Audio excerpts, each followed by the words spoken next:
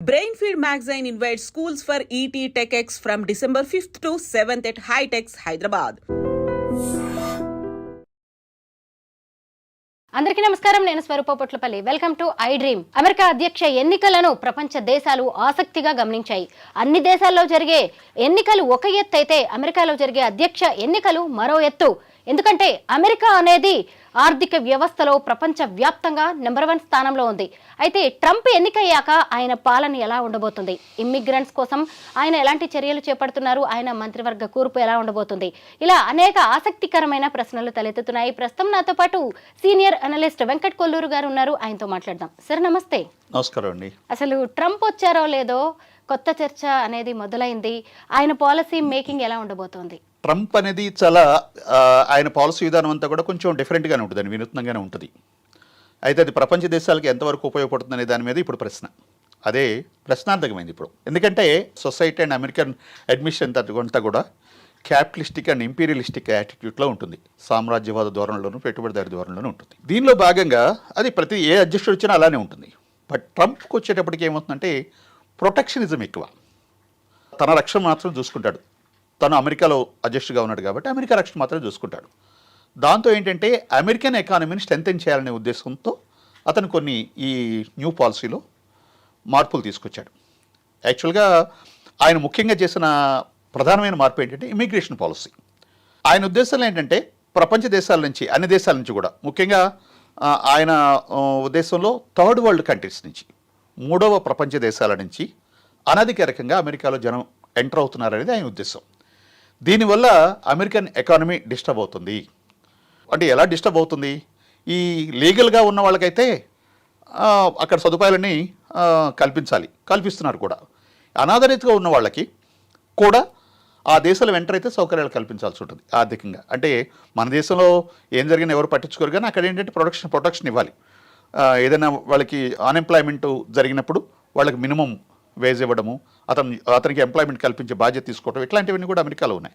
So దాంతో ఏంటంటే ఈ అనాథరైజ్ నుంచి తప్పించాలనే ఉద్దేశంతో ఇది న్యూ ఎకనమిక్ పాలసీ అనే అనాలి యాక్చువల్గా, బట్ న్యూ పాలసీ అని చెప్పని అంటున్నాం.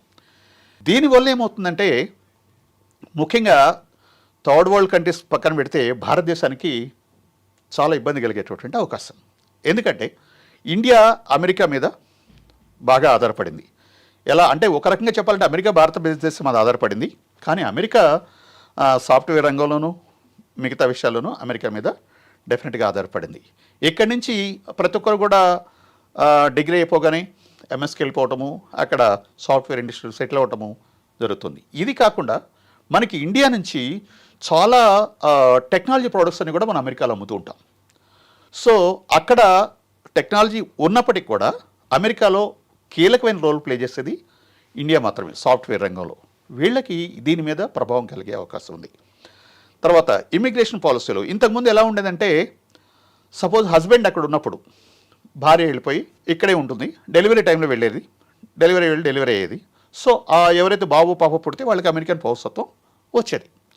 ఇంతకుముందు అలాగే కొన్ని సంఘటనలు కూడా జరుగుతున్నాయి. వాళ్ళకి అమెరికాలో ఎవరు లేకపోయినా కూడా విజిటింగ్ వీసా తీసుకుని ఉమెన్ వెళ్ళి అక్కడ డెలివరీ అయ్యేవాళ్ళు. సో ఎప్పుడైతే అక్కడ డెలివరీ అవ్వడంతో ఆ పుట్టిన వ్యక్తికి అక్కడ అమెరికన్ పౌరసత్వం ఇవ్వాలి. సో పేరెంట్కి పౌరసత్వం లేకపోయినప్పుడు కూడా వాళ్ళకి 18 years వచ్చేదాకా వీళ్ళ పౌరసత్వం లేకుండా ఎలాగోలా కంటిన్యూ అవుతారు. ఆ తర్వాత వాళ్ళు వీళ్ళని స్పాన్సర్ చేయాల్సి వచ్చేది. ఇవన్నీ కూడా ఇల్లీగల్ ఇమిగ్రేట్స్ కింద అతను ట్రీట్ చేస్తూ వస్తున్నాడు. తర్వాత కొన్ని దేశాల నుంచి వాళ్ళు ఆరోపిస్తుంది ఏంటంటే పాకిస్తాన్ లేదా ఇంకా కొన్ని దేశాల నుంచి, అరబ్ కంట్రీస్ నుంచి ఇల్లీగల్గా బోర్డర్ నుంచి ఎంటర్ అవుతున్నారు. సో వీళ్ళంతా వచ్చి అమెరికన్ ఎకానమీని డిస్టర్బ్ చేస్తున్నారు ఉద్దేశంతో ఎట్టి పరిస్థితుల్లోనూ ఇల్లీగల్ ఇమిగ్రేషన్ జరగకూడదు అనేది అతని ఉద్దేశం. సో దానికోసం ఈ పాలసీ తీసుకొచ్చాడు. సరే, ఇండైరెక్ట్గా ఈ మిగతా దేశాలతో చూస్తే మెక్సికోని కంట్రోల్ చేయాలనేది కూడా అతని ఉద్దేశం. మెక్సికో నుంచి ఎక్కువ ఈ ఇల్లీగల్ ఇవి జరుగుతూ ఉంటాయి. కానీ ఆ పాలసీ వల్ల మాత్రం భారతదేశానికి చాలా ఎఫెక్ట్ అవుతుంది. భారతదేశాన్ని యొక్క మోనోపలిని తగ్గించాలని కూడా అక్కడ అతను ఉద్దేశం. సాఫ్ట్వేర్ ప్రొడక్ట్స్ అన్నీ కూడా మనవే కాబట్టి అక్కడ వాళ్ళ ఎకానమీని మనము ఎక్కువ తీసుకుంటున్నాను ఉద్దేశంతో చేస్తున్నాడు. దీనివల్ల ఏమవుతుందంటే డాలరు పెరుగుతుంది. ఎప్పుడైతే ఆ న్యూ పాలసీని ఇంట్రడ్యూస్ చేసిన వెంటనే డాలర్ పుంజుకుంటుంది.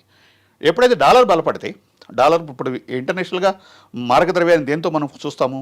డాలర్తోనే. ఫారిన్ ఎక్స్చేంజ్ మనం డాలర్తోనే చూస్తాం. సో దీనివల్ల ఏమైందంటే డాలర్ బలపడడంతో పాటు మిగతా దేశాల కరెన్సీ బలహీనపడ్డం మొదలైంది. అందులో భాగంగా ఇండియన్ రూపీ కూడా బాగా బలహీనపడింది.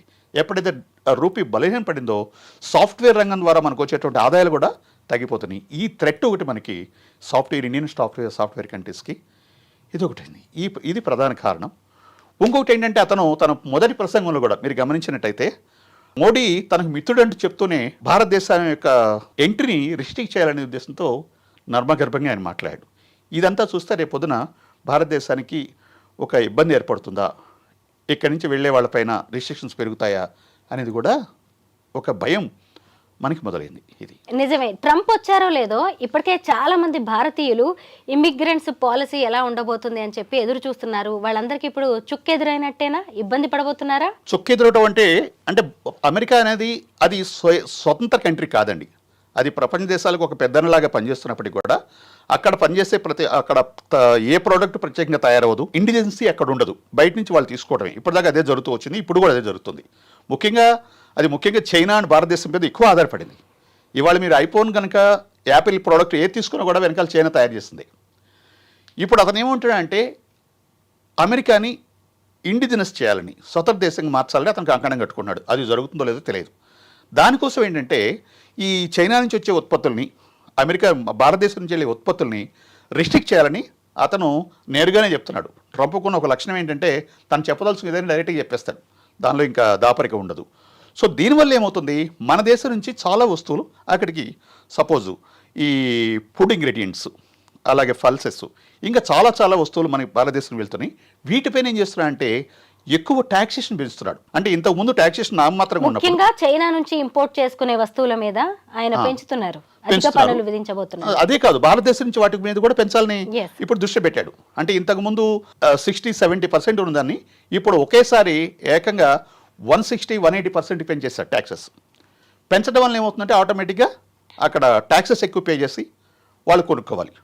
సో ఎప్పుడైతే ట్యాక్సెస్ ఇంపోజ్ చేయడంతో అమెరికాలో మన ప్రోడక్ట్ యొక్క కాస్ట్ పెరుగుతుంది. సో ఆటోమేటిక్గా అక్కడ పర్చేజింగ్ పవర్ తగ్గిపోతుంది. పర్చేజింగ్ పవర్ తగ్గిపోయినప్పుడు మనకి ఎక్స్పోర్ట్స్ కూడా తగ్గిపోతాయి. ఈ రకంగా రిస్ట్రిక్ట్ చేయాలనే ఉద్దేశంతో అతను ప్రయత్నిస్తున్నాడు. అయితే ఎక్కువ మంది భారతీయులు అక్కడ ఉన్నారు. వీళ్ళని కూడా పరోక్షంగా వెనక్కి పంపాలనే దృష్టి కూడా అతని ఆలోచనలో కనిపిస్తుంది. అది ఎంతవరకు జరుగుతుందో తెలియదు. ఇది ఓవరాల్గా చూస్తే ఇది మూడో ప్రపంచ దేశాలకు పెద్ద దెబ్బ. ట్రంప్ యొక్క విధానాలు మరి ఎంతవరకు ఉంటుందని ముందు మనం చూడాలి. తాను గెలిస్తే ఆర్థిక నియంత్రణను సడలిస్తానని ఎన్నికల ప్రచారంలో చెప్పారు ట్రంప్. ఆయన అనుకున్నట్టే గెలిచారు. అయితే ఇప్పుడు బిట్ కాయిన్ విషయం కావచ్చు, ఇతర ఆర్థిక విధానాల విషయంలో ఆయన ఏం చేయబోతున్నారు? ఇది స్టాక్ మార్కెట్ మీద ఎలా ప్రభావం చూపించబోతుంది? ట్రంప్ అనే వ్యక్తి పూర్తిగా వ్యాపారండి. తనకి ప్రయోజనం చేకూర్చే ఏ వ్యాపారాన్ని అతను ఎంకరేజ్ చేస్తాడు. అది లీగల్ అయినా ఇల్లీగల్ అయినా. వాళ్ళకి అవసరమైతే ఇల్లీగల్ పనులు కూడా చేస్తాడు. ఒకప్పుడు ఈ వీళ్ళతో తాలిబన్స్తో కూడా సంబంధాలు పెట్టుకున్నటువంటి వ్యక్తి అతను. తాలిబన్స్ టెర్రరిస్ట్ అని చెప్తూనే తాలిబన్తో సంబంధాలు పెట్టుకున్నాడు. అంటే దానికి అవసరమైతే ఏదైనా చేస్తాడు. సో బిట్ కాయిన్ అనేది మనం దాన్ని అలౌ చేయట్లేదు. ఇక్కడ లీగల్గా సెబీ యాక్సెప్ట్ చేయట్లేదు. అయినప్పటికీ కూడా బిట్ కాయిన్ ఇండియాలో రన్ అవుతుంది, అన్అఫిషియల్గా రన్ అవుతుంది. దానివల్ల చాలామంది ఇక్కడ ఇబ్బందులు కూడా పడుతున్నారు. ఇన్వెస్ట్మెంట్ ఆస్పెక్ట్లో చూస్తే దానిలో కొంతమంది రీసెంట్గా చాలా ఇబ్బందులు కూడా పడ్డారు. సో ఆ బిట్ కాయిన్ ఏంటంటే వాళ్ళకి ప్రయోజనకరమది, అందుకని అక్కడ చేస్తారు. సో ఈ ఇల్లీగల్ ప్రోడక్ట్స్ని, వాళ్ళ అమెరికాకు ఉపయోగమైన ప్రోడక్ట్స్ని అతను డెఫినెట్గా చేస్తాడు. మనకి ఎంతవరకు అనేది ఒకటి. దీనివల్ల ఏమవుతుంది, అక్కడ ముఖ్యంగా భారతదేశానికి నష్టం కలిగించే విషయం ఏంటంటే మనకి ఇన్వెస్ట్మెంట్స్ అన్ని కూడా ఎఫ్ఐఎస్, ఫారిన్ ఇన్వెస్టర్స్ అంతా కూడా ఇండియాలో షేర్ మార్కెట్లో ఇన్వెస్ట్ చేస్తుంటారు. చాలా ఎక్కువ భాగం ఇన్వెస్ట్ చేస్తుంటారు. ఎందుకంటే ఇక్కడ ఒక మంచి కన్సూమరిజం ఉంది ఇండియాలో. దీంతో ఏంటంటే ఇక్కడ లాభాలు ఎక్కువ వస్తాయి స్టాక్ మార్కెట్లో, మిగతా దేశాల కంటే వస్తాయి. ఇప్పుడు ఏమైందంటే అక్కడ ఈ న్యూ పాలసీ వల్ల అక్కడ ఇంట్రెస్ట్ రేట్లు పెంచాడు. ఇంట్రెస్ట్ రేట్లు పెంచడం వల్ల ఏమైంది, బాండ్ రేట్ పెరిగింది. బాండ్ రేట్ పెరిగితే ఆటోమేటిక్గా షేర్ మార్కెట్లో ఇన్వెస్ట్మెంట్ తగ్గుతుంది. ఇప్పుడు ఏమైందంటే లాస్ట్ 3 నెలల నుంచి దాదాపు $150,000 కోట్ల వెనక్కి వెళ్ళిపోయాయి. వెనక్కి వెళ్ళిపోవటం వల్ల ఇవాళ స్టాక్ మార్కెట్లో చాలా కుదుపు అనేది మొదలైంది, ఈ కరెక్షన్ మొదలైంది. సో దీన్ని అడ్వాంటేజ్ ఇస్తూ ఇండియన్ ఆపరేటర్స్ కూడా వాడుతున్నారు. పక్కన పెట్టండి. ఇది అనేది ఒక స్టాక్ మార్కెట్కి ప్రధానమైన ఇబ్బందిగా మారింది. ఇది ఎంతకాలం కొనసాగుతుంది అనేది చూడాలి. వెంకట్ గారు, అమెరికా అనేది చాలా శక్తివంతమైన దేశం. అందులో ట్రంప్ లాంటి వ్యాపారి అధ్యక్షుడయ్యాడు. అయితే రెండు దేశాల మధ్య యుద్ధం జరిగిందంటే అందులో ఖచ్చితంగా అమెరికా ఉంటుంది. ఎస్, మన ఉక్రెయిన్, అమెరికా, రష్యా విషయంలో కూడా ఈ అమెరికా పాత్ర ఎలా ఉందో మనం చూసాము. ఇక మీదట ఎలా ఉండబోతోంది ఈ యుద్ధాలకి సంబంధించి? ముఖ్యంగా అమెరికా యొక్క స్వభావం ఏంటంటే మీరు చెప్పినట్టు రెండు దేశాల గొడవ పెట్టి వాళ్ళిద్దరి మధ్య గొడవ క్రియేట్ చేసి వాళ్ళిద్దరికి ఆయుధాలు అమ్ముకొని వ్యాపారం చేసేటువంటి సామ్రాజ్యవాద ధోరణి అమెరికాది. సో అది ప్రతి ఏ అధ్యక్షుడినా నడుస్తుంది. అదే ట్రంప్ విషయంలో ఇంకా అది బలపడుతుంది కూడా. సో కాబట్టి ఏంటంటే మన దేశానికి ఒక సంయమనం ఉందని మనం అనుకుంటున్నాం. వాళ్ళ యొక్క కవింపులకు మన దేశం రెచ్చిపోయే పరిస్థితి ఏం లేదు. ఇప్పుడు ఇంతకుముందు అదే జరిగింది. అటువైపు పాకిస్తాన్ రెచ్చగొట్టి ఇండియా మీద కాల్దువేట్ చేయడం, వాళ్ళకి ఆయుధాలు అమ్ముకోవడం, తర్వాత దాన్ని మనం ప్రొటెక్ట్ చేసుకోవడం కోసం ఇండియాలో మనం ఆయుధాలు కొనుక్కోవడం, ఇవన్నీ జరిగినాయి అన్నమాట. కానీ మోడీ వచ్చాక చాలా విషయాలు పక్కన పెడితే ఈ విషయంలో అతను సెల్ఫ్ ఒక సిస్టమ్ అనేది పెట్టుకున్నాడు. సో కాబట్టి అన్ని దేశాలతో సక్రమంగా అతను రిలేషన్ మెయింటైన్ చేస్తున్నాడు. మన దేశంలో కూడా బ్యాలెన్స్ అనేది కూడా మెయింటైన్ చేస్తాడు. ఎందుకంటే ఇప్పుడు బంగ్లాదేశ్ అధ్యక్షురాలని ఫస్ట్ మనం షెల్టర్ కల్పించింది మనమే. ఏ దేశం ముందు రాలేదు. ఈవెన్ లండన్ కూడా భయపడింది. రిక్వెస్ట్ చేసినప్పుడు కూడా మా దేశానికి వద్ద వాళ్ళు భయపడ్డారు. సో మనం కల్పించాం. అంటే ప్రపంచంలో నెంబర్ 1 దేశంగా అమెరికా చెప్పుకుంటున్నప్పటికీ చాలా విషయాల్లో మనకు ఆ స్ట్రెంత్ ఉంది. భారతదేశానికి కాదని అమెరికా కానీ ఇంకో దేశం కానీ చేయగలిగే అవకాశం లేదు. కాబట్టి వాళ్ళు వెనకంజ వేస్తున్నారు తప్ప, లేకపోతే ఎన్ని రకాల రిస్ట్రిక్షన్స్ అని మనం పెట్టడానికి వాళ్ళు సిద్ధంగా ఉంటారు. దానికి మనం మన పాలసీస్ స్ట్రాంగ్ చేసుకుని జాగ్రత్తగా ఉండాలి. అదొకటి ముఖ్యం. ట్రంప్ చేపట్టబోయే విధానాలు కావచ్చు, తీసుకోబోయే చర్యలతోటి ఇమిగ్రెంట్స్కి అలాగే భారత్కి కొంత ఇబ్బందికర పరిస్థితులు ఉండబోతున్నాయి అనేది అయితే స్పష్టమవుతోంది. థ్యాంక్ యూ వెంకట్ గారు. థ్యాంక్ యూ అండి.